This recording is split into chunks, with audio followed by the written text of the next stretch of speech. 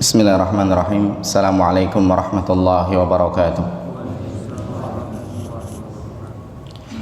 Innal hamdalillah nahmaduhu wa nasta'inuhu wa nastaghfiruh wa na'udzu billahi min shururi anfusina wa min sayyiati a'malina. Man yahdihillahu fala mudilla lahu wa man yudlilhu fala hadiya lahu. Wa asyhadu an la ilaha illallah wahdahu la syarika lah wa asyhadu anna Muhammadan abduhu wa rasuluhu la nabiyya ba'dah. Fa in asdaqal hadithi kitabullah wa khairal huda huda Muhammad sallallahu alaihi wasallam wa syarrul umuri muhdatsatuha wa kullu muhdatsatin bid'ah wa kullu bid'atin dhalalah wa kullu dhalalatin finnar. Para jamaah yang dimuliakan oleh Allah Subhanahu wa taala, pada kesempatan pagi hari ini, hari Sabtu tanggal 19 Rajab tahun 1441 Hijriah atau 14 Maret tahun 2020, kita melanjutkan kajian kitab Tafsir As-Sa'di karya Syekh Abdurrahman As-Sa'di rahimahullah. Melanjutkan pertemuan yang sebelumnya, kita masih membahas tafsir surat An-Nisa, dan kali ini kita akan membahas ayat 36, 37 dan 38. Di kitabnya ada di halaman 73. Kita perhatikan Allah Subhanahu wa taala berfirman, wa'budullah, beribadahlah kepada Allah, sembahlah Allah, wala tusyriku bihi syai'an, jangan engkau berbuat syirik dengan sesuatu apapun, jangan engkau menyekutukan Allah dengan sesuatu apapun. Wabil walidaini ihsana, dan terhadap ibu bapak, terhadap kedua orang tua harus berbuat ihsan, harus berbakti. Wabidil qurba, kemudian juga kepada karib kerabat harus berbuat ihsan. Wal yatama, kepada anak yatim juga harus berbuat ihsan. Wal masakin, kepada orang-orang miskin juga harus berbuat ihsan. Wal jaridil qurba, tetangga dekat. Wal jaril junub, tetangga jauh juga harus berbuat ihsan. Wasahibi bil jambi, teman sejawat. Sahib artinya teman, bil jambi yang ada di samping kita. Ini tafsirnya ada 3, nanti akan disebutkan. Teman yang ada di samping bisa jadi teman ketika safar, teman yang ada di samping bisa jadi istri, dan teman yang ada di samping bisa jadi mencakup semuanya, asal dekat maka itu termasuk. Dan ini tafsir yang dipilih oleh Syekh Abdurrahman As-Sa'di rahimahullah. Kemudian wabnis sabil, sama ibnu sabil, musafir, juga harus berbuat baik. Wa ma malakat aimanukum, dan terhadap apa saja yang kalian miliki. Ini tafsirnya ada 2 juga. Bisa yang pertama, yang kalian miliki adalah budak, maka harus berbuat ihsan sama budak. Atau yang kedua, yang kalian miliki bisa jadi binatang, melihara kucing, harus berbuat ihsan sama binatang. Atau kalau mau kita kembangkan zaman sekarang, yang kalian miliki motor, mobil, sepeda, harus berbuat ihsan juga, diservis. Ya, jangan enggak. Nanti kalau enggak lama-lama ya bisa nyelakain diri, remnya blong dan lain-lain. Innallaha la yuhibbu man kana mukhtalan fakhura Sesungguhnya Allah Subhanahu wa taala tidak suka dengan orang-orang yang mukhtal, sombong, fakhura, mukhtalan fakhura, mukhtal sombong, fakhur membanggakan diri.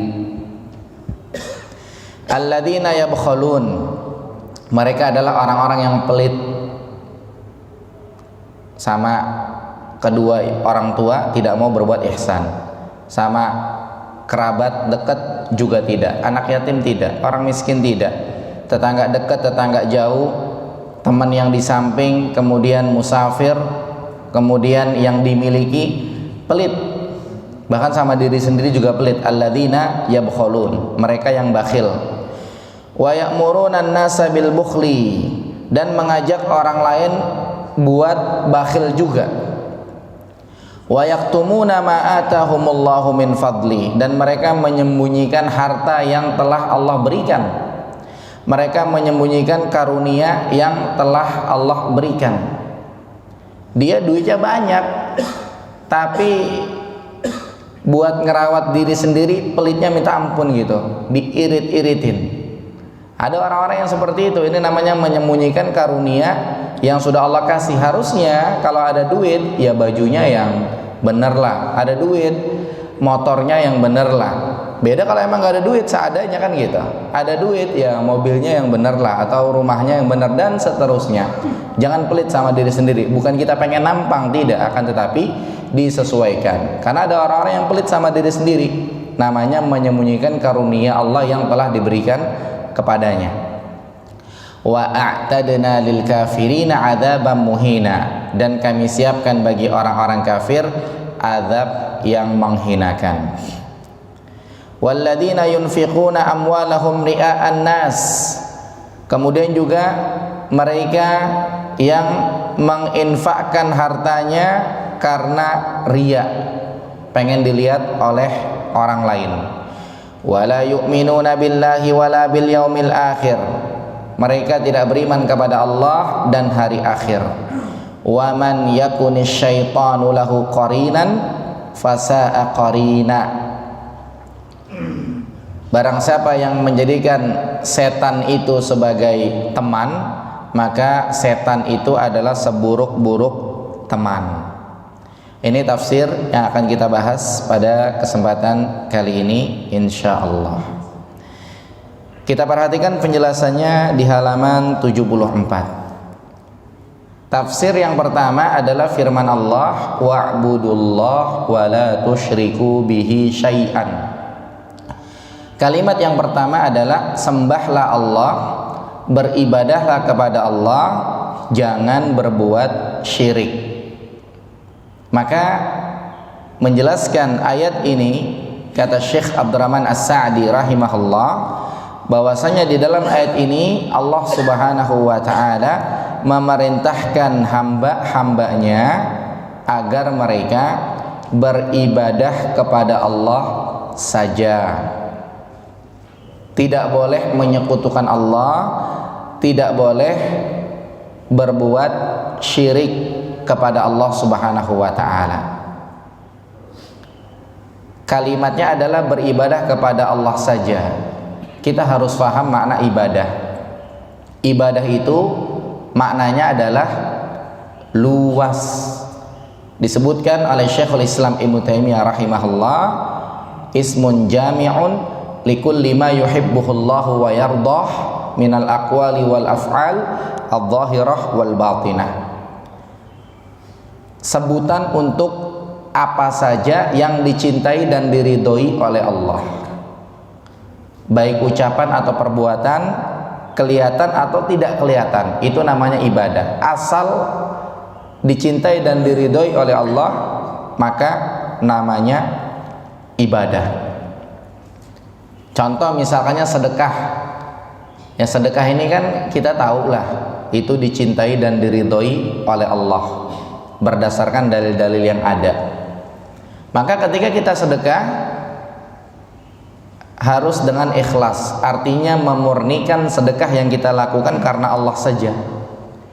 Jangan kita sedekah seperti sebagian orang mengira gaji pertama harus disedekahin, kalau enggak kualat. Jangan seperti itu. Dia sedekah karena ya betul-betul memurnikan ibadah hanya kepada Allah. Sedekahnya karena Allah, bukan karena takut kualat, kan begitu. Kalau misalkannya itu cuma sabab, Ustadz, ini karena Allah sih emang gitu, cuma takut kualat juga, itu syirik, menduakan Allah. Tetap pokoknya harus karena Allah saja. Atau sebutan yang lain yang dicintai dan diridhoi oleh Allah, kurban. Maka kurban ini hanya diberikan kepada Allah saja. Jangan sampai ada orang kurban tapi buat selain Allah, buat laut atau buat tempat, ya rahmatullah, atau buat tempat khusus, tempat tertentu karena ada penunggunya dan yang lain-lain. Maka kita harus tahu kata-kata menyembelih, sebutan menyembelih adalah sesuatu yang dicintai dan diridhoi oleh Allah, tidak boleh diberikan kepada selain Allah. Atau sebutan yang lain, apa yang dicintai dan diridhoi oleh Allah lagi, misalkannya takut. Ya, takut ini dicintai dan diridhai oleh Allah, makanya takut tidak boleh diberikan kepada selain Allah. Takut ini diberikan hanya kepada Allah. Ada orang yang tiap malam Jumat bikin kopi terus ditaruh di atas meja. Katanya arwah orang tuanya datang, arwah kakek neneknya datang. Kalau nggak bikin nanti takutnya ketahuan, takutnya diomelin. Ini namanya takut kepada selain Allah, dan itu memang tidak benar. Ada salah seorang yang datang kepada saya. Dia bilang emang bener mbahnya itu tiap malam Jumat datang karena dia disuruh bikin kopi sama abangnya, taruh di atas meja. Saya bilang tidak benar. Dasarnya apa seperti itu? Kita tahu Rasulullah SAW punya orang tua, tapi nggak ada tuh disebutkan dalam riwayat Rasulullah SAW bikin kopi taruh di atas meja. Ya, Rasulullah punya orang tua, punya kakek nenek dan seterusnya, tapi tidak disebutkan itu. Ya, dan seterusnya. Sebutan yang dicintai dan diridhoi oleh Allah ini hanya diberikan kepada Allah saja. Jadi makna ibadah dipahami secara luas. Bahkan Syekh Saleh bin Fauzan Al-Fauzan hafizahullah menyebutkan dalam kitabnya, kitab tauhid, makna ibadah itu tercakup dalam keseharian seorang muslim. Kalau kita dengar ada istilahnya ibadah itu yang mahdhah, ada ibadah ghairu mahdhah. Ibadah yang mahdhah adalah ibadah yang memang kelihatan ibadah, kayak sholat, ngaji Quran, zikir, dan yang lain-lain. Ibadah ghairu mahdhah adalah misalkannya kita nyarap. Kenapa nyarap? Biar nanti Jumatan nggak kelaparan misalkannya. Itu namanya ibadah ghairu mahdhah. Atau ibadah ghairu mahdhah, kita tidur biar nanti ketika bangun seger, jadi sholatnya enak. Niatnya seperti itu biar dikata satu hal yang biasa, maka hitungannya bisa jadi luar biasa, hitungannya ibadah, dan seterusnya.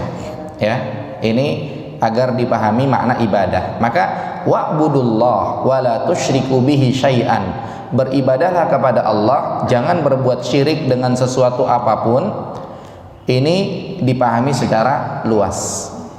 Dan di sini Syekh Abdurrahman As-Sa'di rahimahullah menyebutkan makna ibadah, yaitu seseorang masuk dalam penghambaan kepada Allah secara total.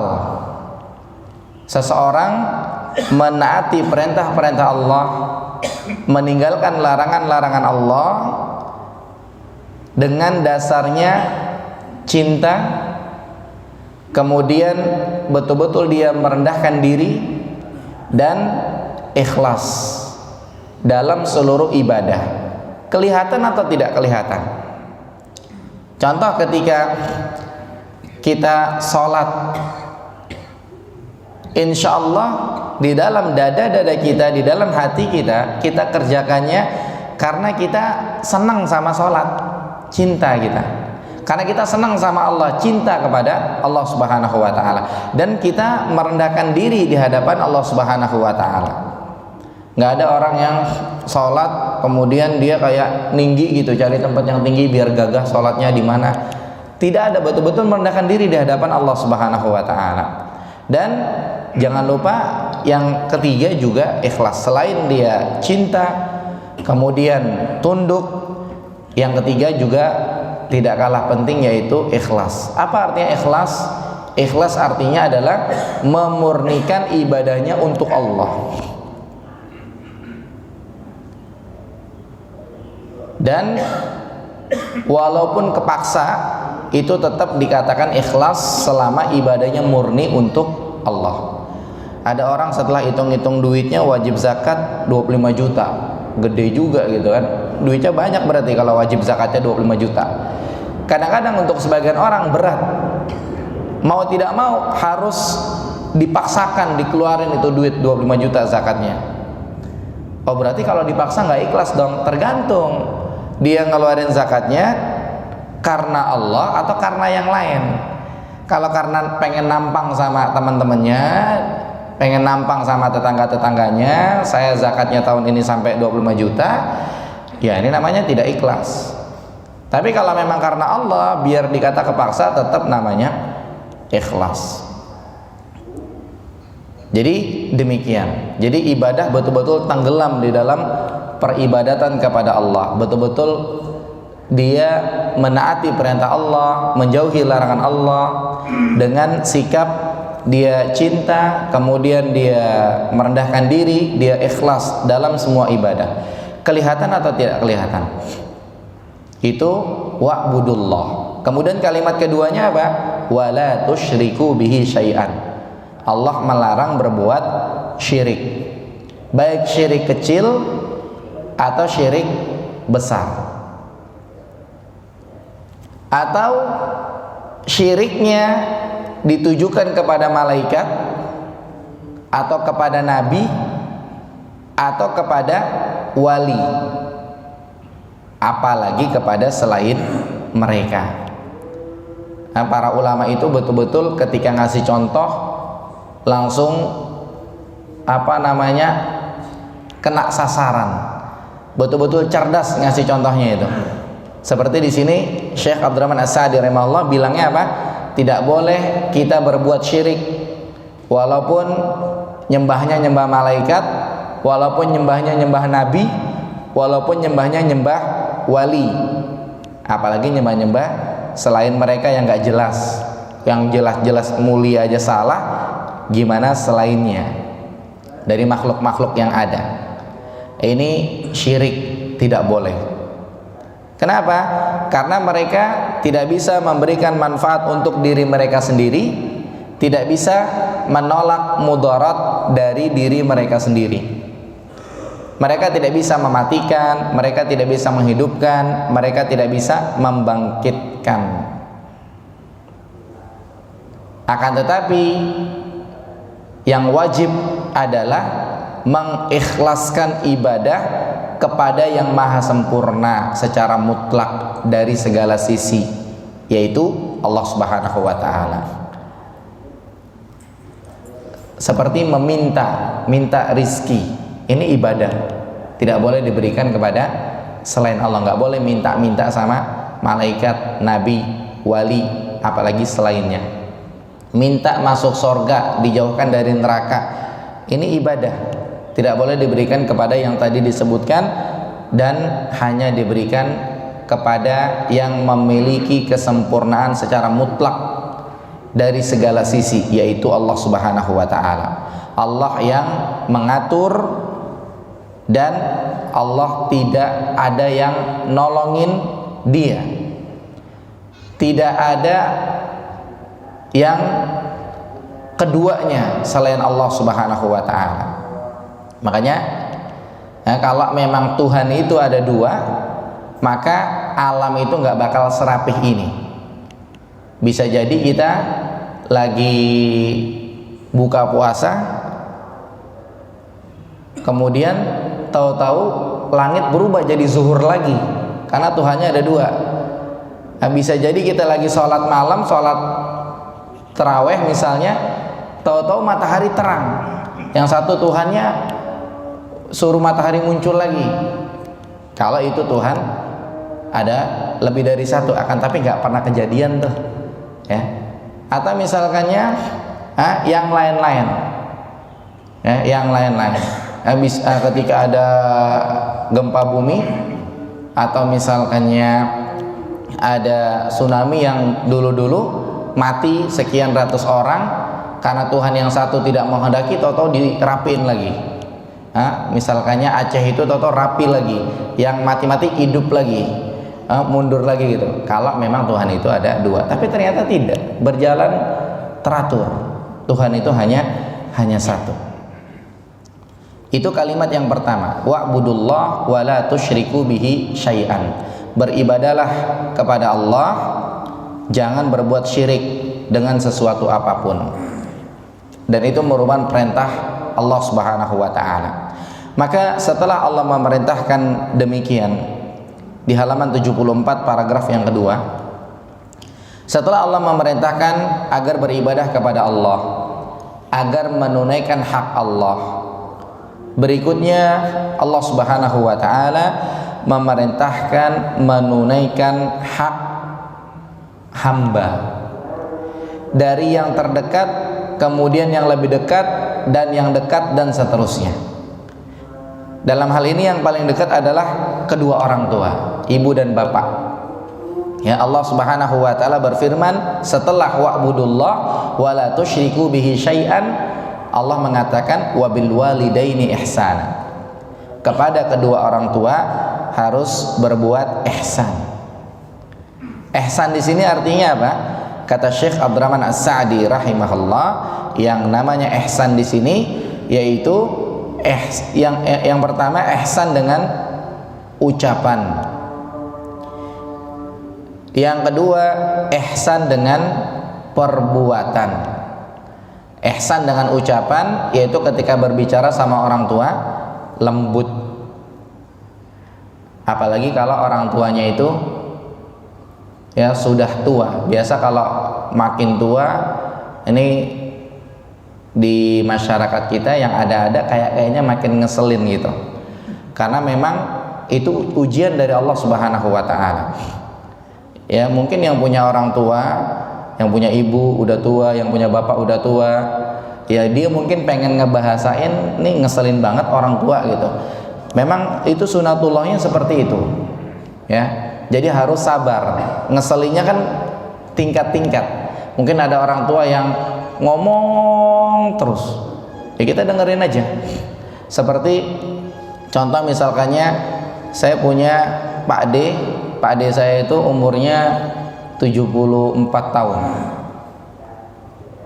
masih segar Masya Allah, masih bawa mobil juga. Misalkannya ada bawa mobil dari Jakarta ke Bandung, ke Garut, ke Bogor, kadang-kadang, tidak rutin, bukan kerjaan, cuma kadang-kadang. Nah itu ketika saya ketemu sama Pak ade saya, ada aja yang diomongin, cuma normal aja, maksudnya seger, ngobrol biasa. Ada aja yang diomongin, saya dengerin, saya bilang iya, kalau salah saya bilang salah. Yang penting ngobrol nyambung terus, gitu. Jadi jangan kita kesel sama orang tua, ya. Atau mungkin bapak ibu kita atau yang lain-lain itu yang sabar dalam ucapan, jangan sampai kita kasar sama orang tua. Begitu juga dalam perbuatan kita sama orang tua harus bagus. Bagaimana caranya? Di sini kata Syekh Abdurrahman As-Sa'di rahimahullah, dengan cara menaati keduanya selama bukan maksiat tentunya, dan meninggalkan larangan keduanya selama bukan maksiat. Kemudian termasuk berbakti kepada orang tua, kita nafkahin orang tua kita, kita infak sama orang tua kita. Kita punya rezeki, kita bagi ibu bapak kita. Kemudian juga kita memuliakan orang-orang yang punya hubungan dengan orang tua kita. Kita tahu orang tua kita punya teman tukang parkir misalkannya. Orang kalau pada parkir 2.000, kita 10.000. Karena kita tahu itu teman orang tua kita. Kita ada rezeki lebih, nggak usah nunggu parkir, kita minggir kasih 100.000. Karena apa? Dia teman orang tua kita, gitu. Dan itu bentuk wujud bakti kita sama orang tua kita. Kemudian juga kita silaturahmi kepada orang-orang yang memang sebetulnya bukan satu rahim sama kita. Sebetulnya kayak tidak ada hubungan silaturahmi sama dia, cuma karena dia adalah teman orang tua kita, maka kita silaturahmi sama dia. Istilahnya sebetulnya bukan saudara gitu, tapi karena dia teman orang tua kita, maka kita silaturahmi sama dia. Dan ini bentuk ihsan kita kepada orang tua kita. Dan ihsan, berbuat baik kepada orang tua, ini lawannya ada dua. Yang berbuat baik sama orang tua, ihsan kepada orang tua, itu lawannya ada dua. Kalau kebaikan lawannya keburukan, cuma satu lawannya. Berbuat baik lawannya berbuat buruk, cuma satu. Atau misalnya positif negatif, cuma satu lawannya. Timur barat, cuma satu. Tapi kalau berbuat baik kepada orang tua lawannya ada dua. Yang pertama, lawannya adalah berbuat buruk kepada orang tua. Ya, orang tua ini kan harusnya kalau kita ngomong yang halus, dia ngomongnya kasar sama orang tua. Atau kalau kita sikapnya yang bagus sama orang tua, dia sikapnya nggak bagus sama orang tuanya, sampai orang tuanya sebel mungkin sama dia. Ini salah. Dan lawan yang kedua adalah tidak berbuat baik kepada kedua orang tua. Yang pertama berbuat jelek sama orang tua, yang kedua tidak berbuat baik. Orang tuanya nggak dikasih, nggak pernah dikasih, orang tuanya nggak pernah diinfakin, nggak pernah dibagi duit. Tapi dia juga nggak nyakitin orang tua, gitu. Ini juga salah. Makanya lawan berbuat baik kepada orang tua ada dua. Yang pertama, ada orang yang mungkin jahat sama orang tuanya, ini salah. Harusnya dia baik sama orang tuanya. Yang kedua, ada orang yang sama orang tuanya nggak jahat, tapi juga nggak berbuat baik. Ini juga salah. Orang tuanya dianggurin begitu. Makanya nanti sebentar lagi kita Ramadan, nanti akan sering kita dengar hadis tentang Jibril berdoa dan diaminkan oleh Nabi SAW.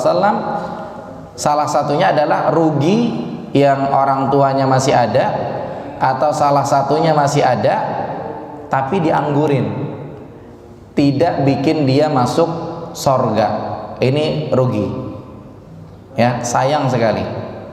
Makanya ini betul-betul diperhatikan. Dan dua-duanya dilarang.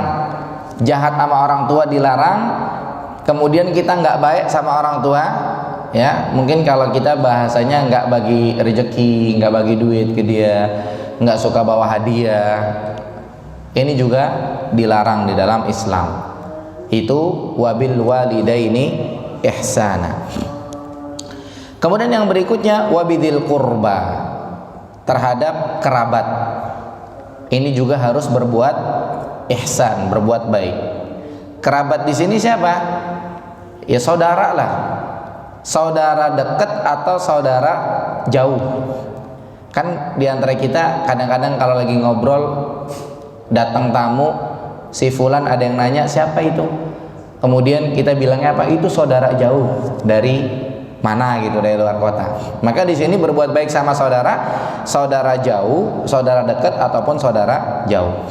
Sama, berbuat baik kepada mereka dengan ucapan dan perbuatan.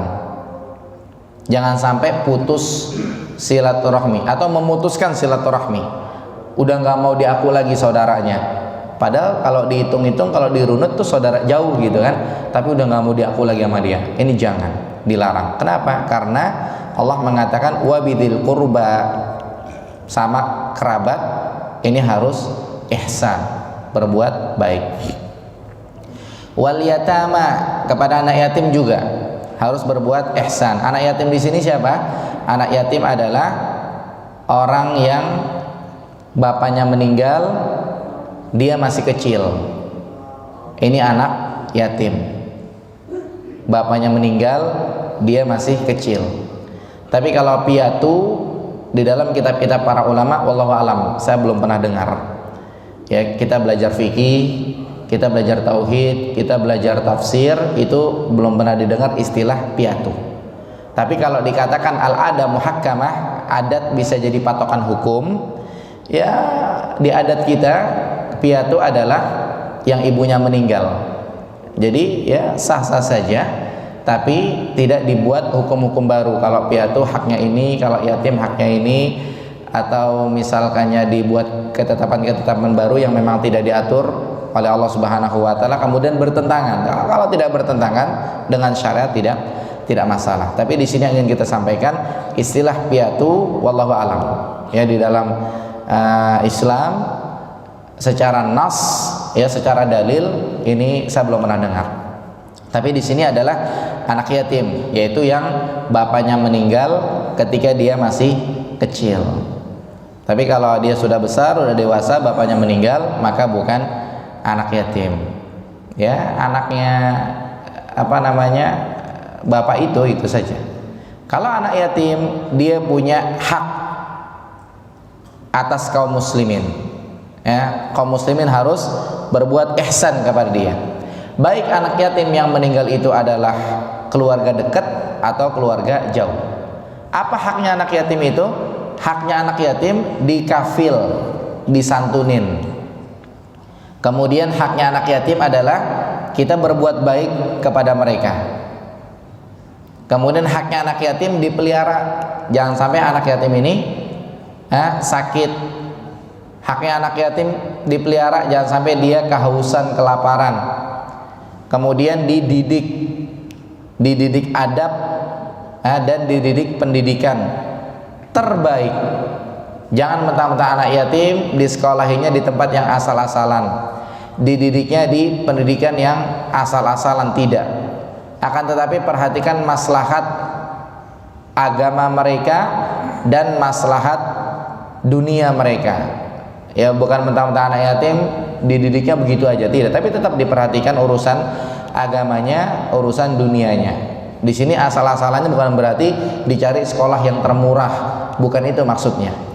Kalau memang sekolahnya murah tapi kualitasnya masya Allah, anak-anak di situ hafal Quran, kemudian pendidikannya masya Allah, ya berarti ini pendidikan bagus. Tapi itu sekolah murah kata orang-orang, Ustadz. Ya, orang-orang bukan patokan, tapi patokan kita adalah maslahat dunia dan akhirat.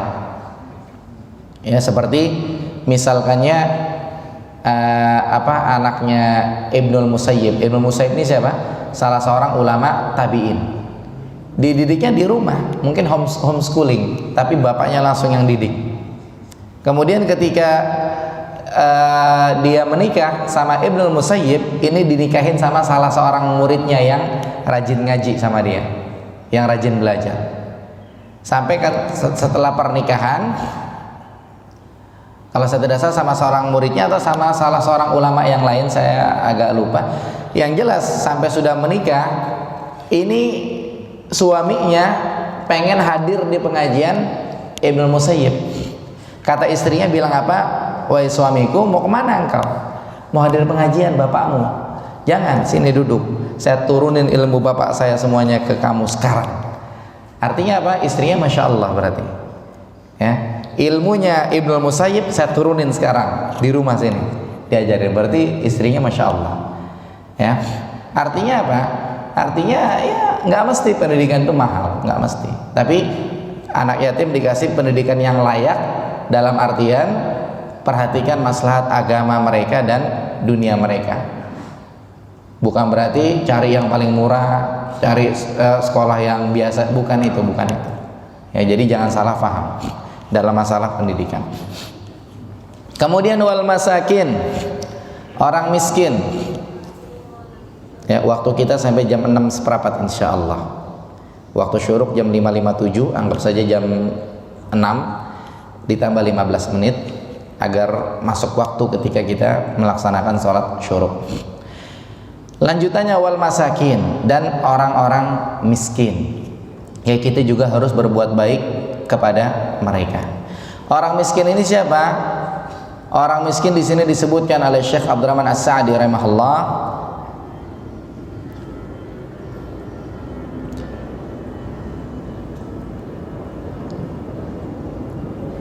alladzina askanathumul hajah.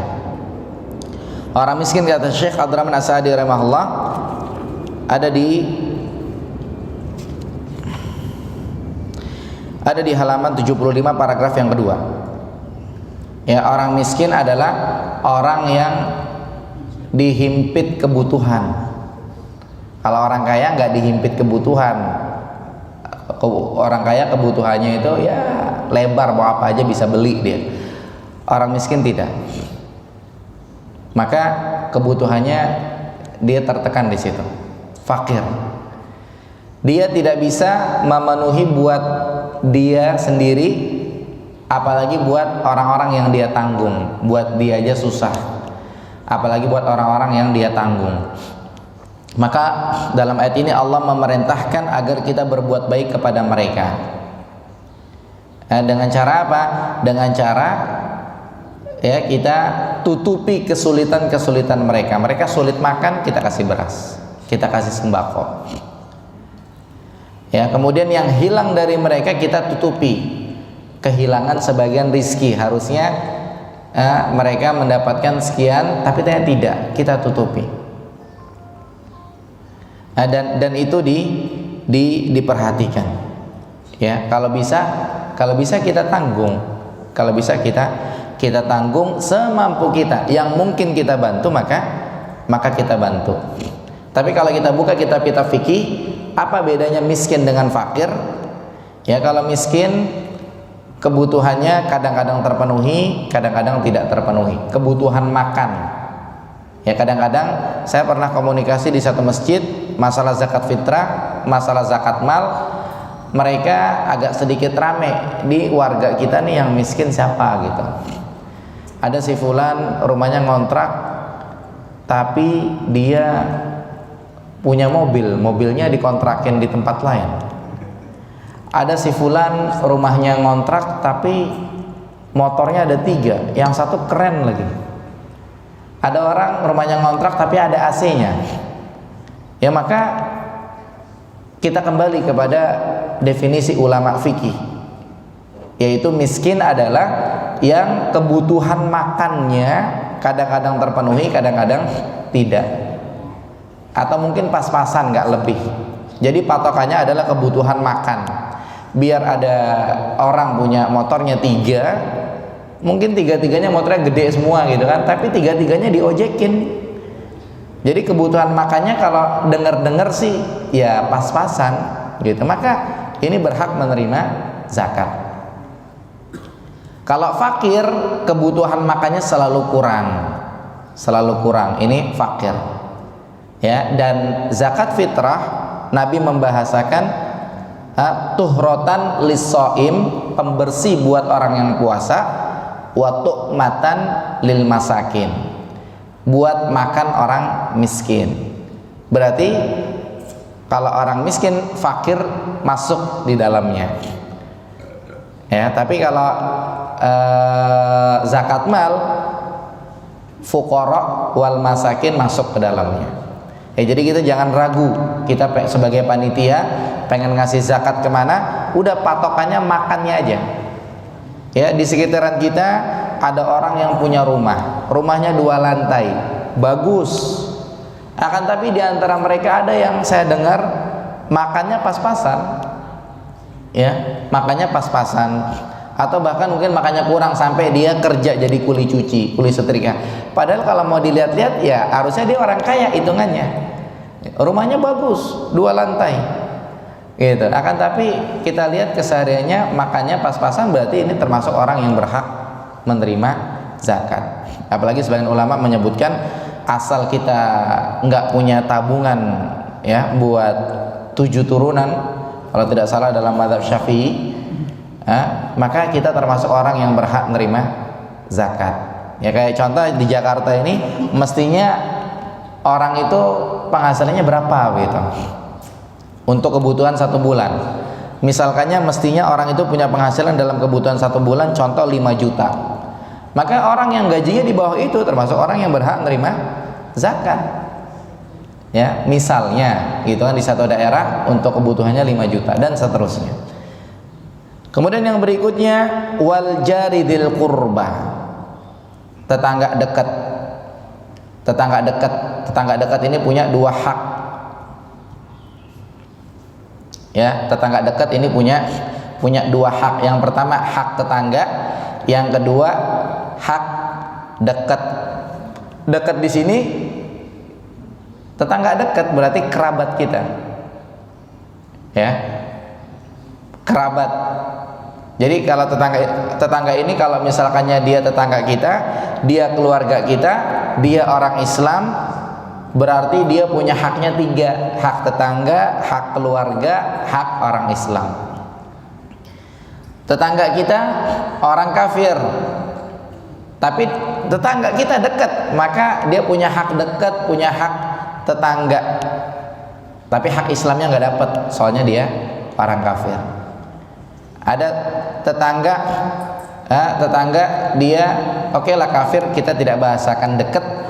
Dia punya hak 1, hak sebagai tetangga, karena antara kafir dan muslim ini jauh. Wal jaril junub, dan tetangga yang jauh. Kalau di sini dikatakan oleh Syekh Abdurrahman As-Sa'di rahimahullah, tetangga dekat punya hubungan kerabat, tetangga jauh tidak punya hubungan kerabat. Artinya apa? Intinya makin dekat maka haknya makin luas, haknya makin harus diperhatikan. Ya, maka sepantasnya tetangga perhatiin tetangganya di dalam beberapa hal. Di sini dicontohkan oleh Syekh Abdurrahman As-Sa'di rahimahullah, perhatikan tetangganya itu dikasih hidayah, jangan dicuekin. Diajak sholat tetangganya, diajak ngaji. Biar dikata dia ngomongnya masih nitip-nitip, diajak sholat, biarin aja, ajak sholat lagi, ajak sholat. Biar dikata dia diajak ngaji masih belum mau, ajak aja, nggak apa-apa, ajak aja. Ya, dikasih hidayah. Jangan pelit sama tetangga. Kemudian tetangga dikasih sedekah. Atabassumu kali akhika sedekah. Senyummu kepada saudaramu sedekah. Tetangga senyum. Ya. Jangan cemberut aja sama tetangga. Senyum sama tetangga. Atau tetangga juga didakwahin. Ya. Jangan kita lupa dakwah. Di sini ada lisanul maqal, ada lisanul hal, ada lisan yang berbicara atau sikap yang berbicara. Ya, misalkannya apa? Didakwahin tetangganya kalau masuk rumah ngucapin salam, maka kita sengajain ketika ada tetangga lagi pada ngumpul, anak kita pengen masuk, kita stop semua, ya semuanya sama-sama salam. Tetangga pada ngelihat, oh begitu. Jadi didakwahin, contoh. Ya. Kemudian yang lainnya juga, ya kita baik dalam ucapan maupun sikap, jangan nyakitin tetangga. Kemudian yang berikutnya wasahibi bil jambi, ya, teman yang ada di samping. Tadi sudah kita sebutkan, bisa jadi maknanya teman ketika safar, bisa jadi teman hidup yaitu istri, atau bisa jadi teman secara mutlak, dan ini yang dipilih oleh Syekh Abdurrahman As-Sa'di rahimahullah. Itu termasuk teman ketika safar, teman hidup, istri, dan yang lain-lainnya. Maka teman yang di samping kita punya hak lebih. Kita punya teman-teman banyak nih, tapi kan ada teman dekat. Teman dekat punya hak lebih. Terlebih lagi dia orang Islam. Ya.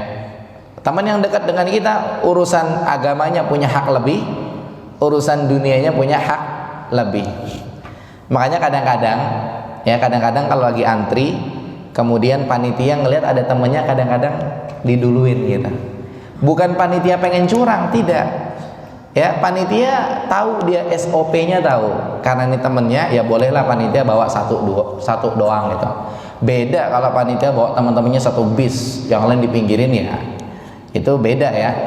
Artinya teman dekat ini kadang-kadang urusan dunia punya hak lebih, urusan agama punya hak lebih.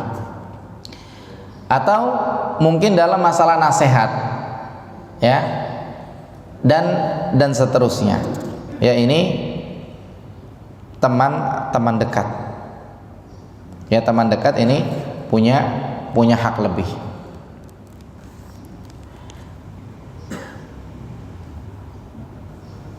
Dan dia senang kepada temannya terhadap hal-hal yang dia senang kepada dirinya. Senang dia kalau dirinya ditraktir, maka dia nraktir temannya. Kemudian dia benci kepada temannya, benci terhadap hal-hal yang kalau kena dia juga dia nggak suka gitu. Dia nggak suka, dia itu kalau diledekin dia nggak suka, maka dia jangan ngeledek temennya, kan begitu. Artinya apa? Makin tambah dekat pertemanan, makin tambah besar haknya. Kemudian wabnis sabil, kepada ibnu sabil. Ibnu sabil paragraf kedua di halaman 76. Ibnu sabil, orang yang asing, yang dalam perjalanan. Ada orang mana gitu, tahu-tahu ada di sini aja begitu. Ini namanya ibnu sabil. Ya, bukan warga sini. Nah, sama ibnu sabil, maka ibnu sabil ini punya hak yang harus ditunaikan oleh kaum muslimin. Ya, karena memang dia terdesak dengan kebutuhan dan dia ada bukan di daerahnya, maka harus dibantu ini ibnu sabil. Dengan cara apa? Dengan cara dibantu. Dia pengennya apa gitu? Oh, dia butuh kontrakan, dibantu cari. Dan dia diberikan kemudahan. Ya, kecuali kalau misalkannya ada orang asing yang mungkin dicurigai dan seterusnya, ya dilaporkan kepada yang berwajib. Ini kadang-kadang ada orang dari mana, ini dibantu, itu maksudnya. Wa ma malakat aimanukum, dan apa saja yang kalian miliki.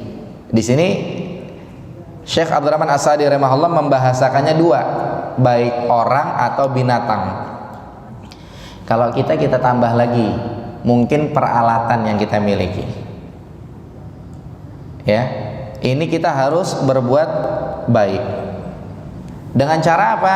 Dengan cara ditunaikan hajat mereka. Jangan memberikan beban kepada mereka, beban lebih. Kemudian mereka ditolong. Ya, mereka dibantu. Mereka lagi mengerjakan apa, maka mereka dibantu. Kemudian juga mendidik mereka terhadap hal yang maslahat. Ya, kayak kita lihat ada orang melihara kucingnya dididik untuk kalau dia buang kotoran udah ada tempatnya begitu. Maslahat. Maka siapa-siapa yang melaksanakan perintah ini, berbuat baik, beribadah kepada Allah, tidak syirik, berbuat baik sama orang tua, kemudian tetangga dekat, tetangga jauh, dan seterusnya, maka sama dengan dia adalah orang yang taat kepada Allah Subhanahu wa taala. Dia sama dengan orang yang rendah diri di hadapan Allah Subhanahu wa taala, melaksanakan apa yang Allah perintahkan, melaksanakan syariat-syariat Allah yang pantas ujung-ujungnya dapat pahala. Dan siapa yang tidak melakukan hal yang demikian, maka sama dengan dia adalah seorang hamba yang berpaling dari Allah Subhanahu wa taala, seorang hamba yang tidak taat kepada Allah, tidak taat kepada perintah Allah. Dia tidak tawadu, tidak mau rendah di hadapan Allah Subhanahu wa taala. Bahkan dia dikatakan sebagai orang yang sombong karena nggak mau berbuat baik, itu sombong banget kan gitu. Dia dikatakan sebagai orang yang bangga sama dirinya. Makanya Allah mengatakan di akhir ayat, innallaha la yuhibbu man kana mukhtalan fakhura. Allah tidak senang sama orang yang sombong dan bangga diri. Mukhtal, dia ngerasa bangga sama dirinya, sombong dia. Fakhur, dia memuji-muji diri sendiri, meremehkan orang lain. Ini kesombongan, meremehkan hamba-hamba Allah Subhanahu wa taala. Maka orang-orang yang tidak menunaikan ini, gara-gara kesombongannya, gara-gara dia bangga diri, ini dicela oleh Allah Subhanahu wa taala. Bagaimana cara Allah menyela? Allah mencela di ayat berikutnya, alladzina yabkhaluna wa ya'muruna an-nasa bil bukhli wa yaktumuna ma atahumullahu min fadli wa a'tadna lil kafirina adzaban muhina. Allah cela dengan Allah mengatakan yaitu mereka orang-orang yang pelit. Orang-orang yang pelit, orang-orang yang tidak menunaikan hak dan kewajiban mereka. Harusnya baik sama orang lain, ini tidak. Bahkan baik sama diri sendiri juga tidak. Pelit sama orang lain dan sama diri sendiri. Wa ya'muruna an-nasa bil bukhli. Kemudian nyuruh orang pelit juga. Bagaimana cara nyuruh orang pelit? Bisa jadi dia ngomong ke sana kemari, jangan dibantu, jangan dibantu. Atau dengan sikap dia, namanya ngajarin orang pelit. Wa yaktumuna ma atahumullahu min fadli, dan menyembunyikan apa yang telah Allah berikan kepada mereka. Ilmu misalnya, harusnya ngasih hidayah sama orang-orang yang sesat dikasih hidayah, orang-orang jahil dikasih hidayah, akan tapi dia sembunyikan. Yang ditampakkan adalah kebatilan, yang mana antara batil dan kebenaran ini berbeda. Sehingga apa? Sehingga pelit iya, menyembunyikan harta iya, dan menyembunyikan ilmu juga iya. Keburukannya double, menyembunyikan harta dan ilmu, sehingga mereka merugikan diri sendiri dan merugikan orang lain. Ini sifatnya orang kafir. Orang kafir itu nggak mau ngebantu orang dari sisi harta. Orang kafir itu dia kafir sengajain, dia tahu Nabi Muhammad itu benar gitu. Abu Jahal tahu, tapi sengajain dia kafir. Wa a'tadna lil kafirina adzaban muhina. Allah siapkan bagi orang kafir siksa yang menghinakan. Sebagaimana mereka sombong di hadapan hamba-hamba Allah, mereka tidak mau menunaikan hak-hak hamba-hamba Allah, maka dengan itu juga ya, gara-gara mereka pelit, gara-gara mereka tidak mau ngasih hidayah, ilmu yang sudah Allah kasih ke mereka, Allah hinakan mereka dengan siksa yang sangat pedih, yang selama-lamanya, yang mudah-mudahan kita bisa selamat dari siksa tersebut. Ini sudah jam 6:17. Ada satu ayat lagi, tapi tidak apa-apa, kita cukup insyaallah ya, karena tadi janjinya sampai jam 6:15. Dan Allah mengatakan wa aufu bil uqud, ya, tunaikanlah janji-janji. Sehingga kita cukupkan sampai di sini. Nanti kita sambung lagi pada pertemuan yang akan datang, karena ayat berikutnya, ayat penutup ini nyambung dengan ayat selanjutnya. Jadi ayat penutup ini menceritakan orang-orang kafir, ayat selanjutnya menceritakan orang-orang yang beriman. Jadi kalau orang kafir begini, orang beriman kayak bagaimana, begitu kan? Itu nanti insya Allah kita lanjutkan pembahasannya pada pertemuan yang akan datang. Kita ketemu lagi Sabtu yang akan datang tanggal 21 insya Allah. Dan kita masih ketemu lagi besok ba'da maghrib, kita ada kajian kitab tauhid, masih perdana, pertemuan kelima, masih bab 1 ya, dan masih dalil-dalil awal. Wallahu a'lam bissawab. Yang benar datang dari Allah Subhanahu wa taala, yang salah dari saya pribadi. Barakallahu fikum. Wa sallallahu ala nabiyina Muhammad wa akhiru da'wana alhamdulillah rabbil alamin. Karena pembahasannya masih nyambung, insyaallah tanya jawab dilanjutkan pertemuan yang akan datang. Subhanakallahumma wa bihamdika asyhadu an la ilaha illa anta astaghfiruka wa atubu ilaik. Assalamualaikum warahmatullahi wabarakatuh.